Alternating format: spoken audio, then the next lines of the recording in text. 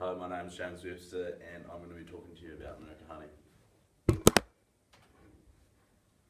New Zealand's Manuka honey is widely known for its health benefits and medical uses around the world. Some of these include burns, wounds, sore throats, immune system boosters, allergies, acne and many more, but also its great taste. These benefits all contribute to the large growth in exports of New Zealand's Manuka honey, which total exports to UK and China and other countries to reach 400 million in the next few years. But with Manuka honey's superiority to other honeys comes the application of regulatory rules in order to maintain the demand and quality of the product. Also, with being a food product for human consumption, it is paramount that there are regulations in place to protect consumers from potential health implications as a result of poor management. Manuka honey comes predominantly from New Zealand, and some sources argue that it is only produced in New Zealand. In order to crop Manuka honey, beekeepers move their hives into areas of which Manuka trees are dominant vegetation when the Manuka is starting to flower, which is typically spring to early summer, depending on the region within New Zealand. With Manuka honey being a premium and exclusive product, comes many regulatory issues and influences, as even though Manuka is a prime nectar source where honey is being produced, it cannot be guaranteed that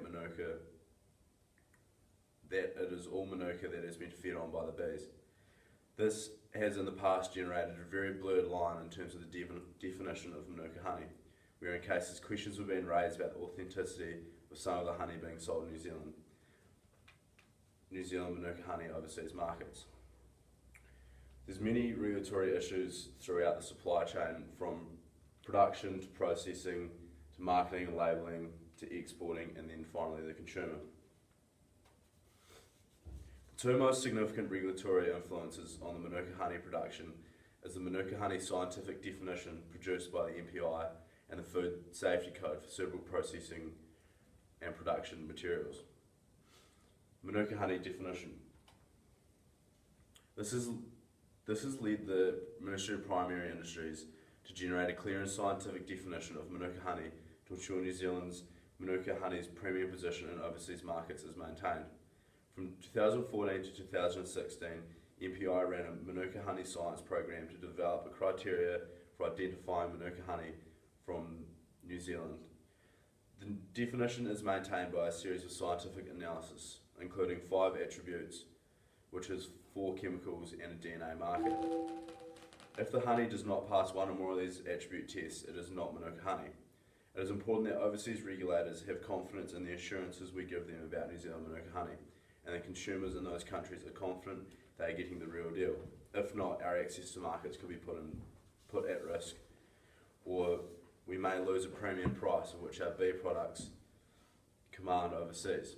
In order for Manuka honey to comply with export requirements, a sample from every batch is required to be sent to MPI to be tested for the Manuka definition.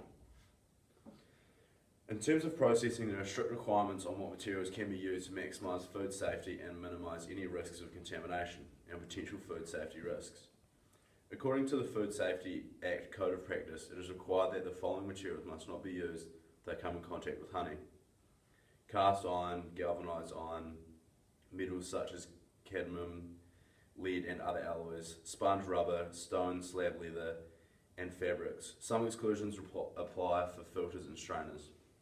Cast iron is not permitted due to its ability to corrode and rust easily, potentially contaminating the honey and also making cleaning more difficult. Galvanised materials are not permitted due to the zinc coating wearing off, and zinc coating is also soluble in acidic food. Therefore, if it is going to be used, it must be coated in a food grade, safe, protective coating.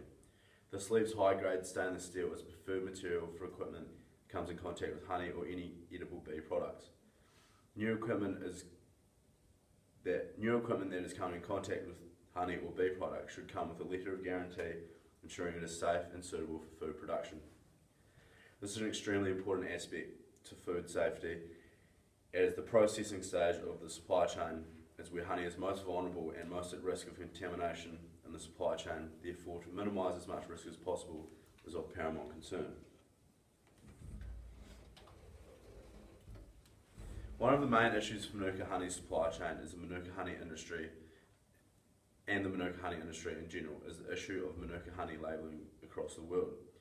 Previously, without having a scientific definition of Manuka honey, there has been many products around the world selling other forms of honey and labelling it as New Zealand Manuka honey in order to get the premium price.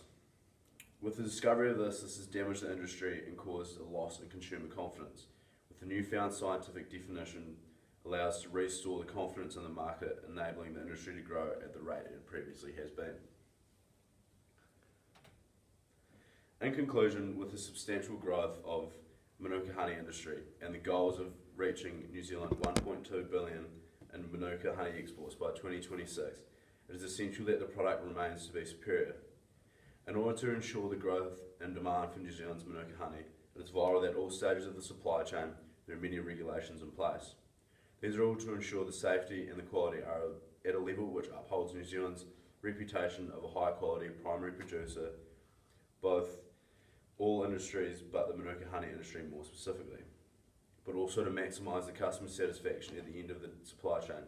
These regulations range from many sectors both internationally and domestically.